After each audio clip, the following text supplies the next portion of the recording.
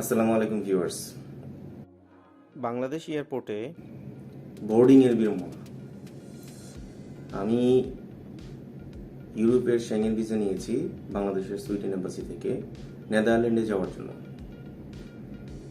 যথারীতি আমি এয়ারপোর্টে বোর্ডিং পাস নেওয়ার জন্য গেলাম। প্রথমেই একজন সিকিউরিটি অফিসার আমাকে জিজ্ঞেস করলেন, আপনি কোথায় যাবেন? আমি বললাম নেদারল্যান্ড যাব। উনি আমাকে উত্তর দিলেন, আপনার ভিসাটা তো সুইডেনের, আপনি নেদারল্যান্ডে কীভাবে যাবেন?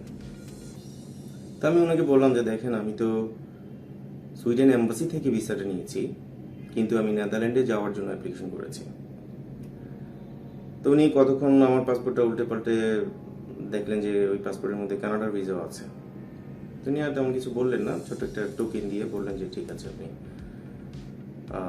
কাউন্টারে কথা বলেন। তো যথারীতি আমি কাউন্টারে আমার পাসপোর্টটা আমি দিলাম, আমার মোবাইলে আমার আইটিনারিটা দিলাম, আমি টিকিটটা দিলাম। তো দেওয়ার পর উনি প্রথমে বলতেছে যে আপনি কোথায় যাবেন? আমি বললাম আমি নেদারল্যান্ডে যাব। বললো যে আপনি তো সুইডেনের ভিসা নিয়েছেন, আপনি তো নেদারল্যান্ড যেতে পারবেন না। উনি প্রথমেই আমাকে এই কথা বলে দিলেন। তো আমি বললাম যে excuse me mister officer, I have taken the visa from Netherland embassy in Bangladesh, but I have taken the visa for Netherland, so I think you have to communicate with the Sweden embassy. তো উনি বললো যে ঠিক আছে, আপনি পাশের কাউন্টারে যান। যথারীতি আমি আবার আমার পাসপোর্টটা নিয়ে আমি পাশের কাউন্টারে গেলাম। তো পাশের কাউন্টারে যাওয়ার পরে উনি অনেকক্ষণ কম্পিউটারে দেখলেন, চেক বেক করলেন। তো উনি আসলে কিছু বলছেনও না, উনি জাস্ট বলতেছেন স্যার একটু অপেক্ষা করেন। কিছুক্ষণ পর দেখলাম যে আমার পাসপোর্টটা তারা ইমিগ্রেশনে পাঠালো চেক করার জন্য। আমি বললাম যে কি সমস্যা? বললো যে এটা ইমিগ্রেশনে একটু চেকের জন্য পাঠাচ্ছি, আপনি একটু বাইরে অপেক্ষা করেন। ভালো কথা, আমি অপেক্ষা করতেছি। কিছুক্ষণের মধ্যেই ইমিগ্রেশন থেকে আরেকজন অফিসার পাসপোর্টটা নিয়ে আসলেন।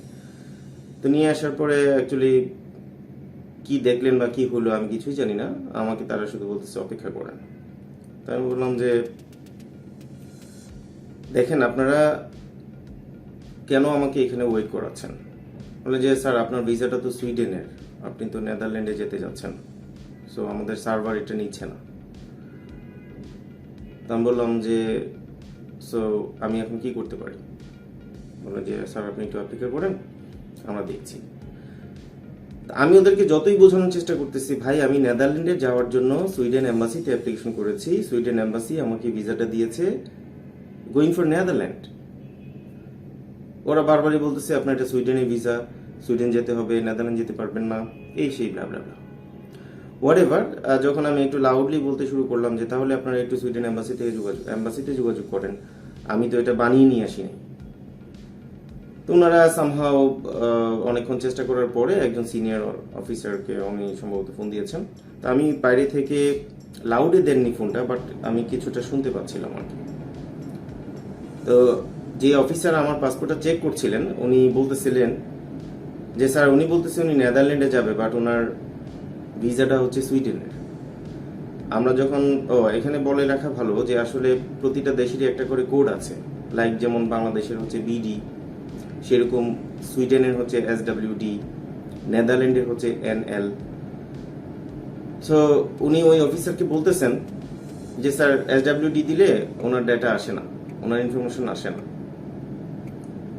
তো ওই পাশ থেকে উনি বলতেছে SW দিলে তো আসবে না, উনি যেহেতু বলতেছে উনি নেদারল্যান্ডে যাবে, আপনাকে NL প্রেস করে ওনার ডাটা চেক করতে হবে, ওদের যে ইমিগ্রেশন সার্ভার আছে বা বোর্ডিং পাসের যে সার্ভার আছে।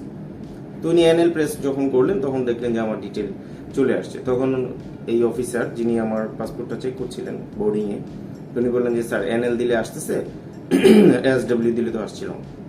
তো ওই অফিসার অপর প্রান্ত থেকে বলতেছিল যে উনি তো ঠিকই বলতেছে, উনি তো নেদারল্যান্ডে যাবে, NL দিলেই আসবে, তো আপনি তো NL দিয়ে চেক করা উচিত ছিল আপনার। হাউএভার তখন আমি তো কথাটা শুনলাম, আমি বললাম যে মিস্টার অফিসার, আমি এতক্ষণ যাবত আপনাকে এই কথাটাই বোঝানোর চেষ্টা করছি, বাট আপনি আমাকে শুধু শুধু এখানে একটা ওয়েট করালেন প্লাস হ্যারেস করতেছেন। তখন ওনারা সরি বলতেছে, অ্যাপোলোজাইজ হচ্ছে যে সরি স্যার, আমরা বুঝতে পারি নাই। এখন আমার আর কি করার আছে? আমি বললাম যে না, আপনারা এখানে এত বছর যাবত কাজ করেন, আপনি নিশ্চয়ই কালকে এসে জয়েন করেননি। সো এটা বোঝা উচিত ছিল যে বাংলাদেশের সুইডেন এম্বাসি আরো 2-4টা দেশের ভিসার কাজ করে থাকে। তো যাই হোক, ওরা যখন ফাইনালি অ্যাপোলোজাইজড হইলো, এখন আর কিছু করার নাই। পরে ওরা আমাকে ওদের লোক দিয়েই আমার লাগেজটা পর্যন্ত আগায় নিয়ে আমার ইমিগ্রেশনের যে প্রথম গেটটা আছে সেখানে পার করে দিলেন। তো পার করে দেওয়ার পরে আমি ইমিগ্রেশনের লাইনে যে দাঁড়ানোর জন্য লাইনে দাঁড়ালাম। তো ইমিগ্রেশনে কি ঘটনা ঘটছে সেটা আমি আবার পরবর্তী একটা ভিডিওতে আপনাদের সাথে শেয়ার করব। ভিডিওটা একটু বড় হয়ে গেছে। তো যাই হোক, আমি আপনাদের উদ্দেশ্যে একটা কথাই বলতে চাই, যারা সেঙ্গেন ভিসা নিয়ে ইউরোপে যেতে চাচ্ছেন, যেই দেশের ভিসা আপনি করবেন বা যেই দেশে ভিসার জন্য অ্যাপ্লাই করবেন, ঠিক সেই দেশেই আপনাকে যেতে হবে ফার্স্ট এন্ট্রি। তারপরে আপনি যেখানে যান এসব থিও। তো আরেকটা বিষয় হচ্ছে যে সুইডেন এম্বাসি যখন আমাকে ভিসাটা দিয়েছিল, তখন অ্যাকচুয়ালি ওই ভিসার মধ্যে ছোট্ট করে একটা জায়গায় A/NL এই কথাটা লেখা ছিল, যেটা আমি নিজেও দেখি নাই। এ মানে হচ্ছে আমস্টারডাম, নেদারল্যান্ডের রাজধানী, আর অবলিক দিয়ে NL মানে নেদারল্যান্ড। তো এটা দিয়েই প্রমাণ করে ওই এম্বাসি, যে এম্বাসি ভিসা দেয়, এই ছোট্ট সংকেতটা দিয়েই প্রমাণ করে যে এই অ্যাপ্লিক্যান্ট বা এই যাত্রী উনি ফার্স্ট এন্ট্রি কোথায় করবেন বা কোন দেশে যাবেন। সো আপনাদের কাছে আমার রিকোয়েস্ট, যারা সেঙ্গেন ভিসা নিয়ে ইউরোপে যেতে চাচ্ছেন, যেই দেশের জন্য আপনারা অ্যাপ্লাই করবেন, প্রথমে আপনারা সেই দেশের জন্যই টিকিট করবেন এবং সেই দেশেই আপনারা ফার্স্ট এন্ট্রি বা ল্যান্ড করবেন। আর বিশেষ কিছু বলার নাই, তবে কনফিডেন্ট থাকতে হবে। আপনার যদি সব ঠিক থাকে তাহলে আসলে যেখানেই যাই ঝামেলা করার চেষ্টা করুক না কেন, এগুলো কোনো অসুবিধা হবে না ইনশাল্লাহ। সো যাই হোক, ইমিগ্রেশনের ব্যাপারগুলো আমি পরে আপনাদের সাথে শেয়ার করছি।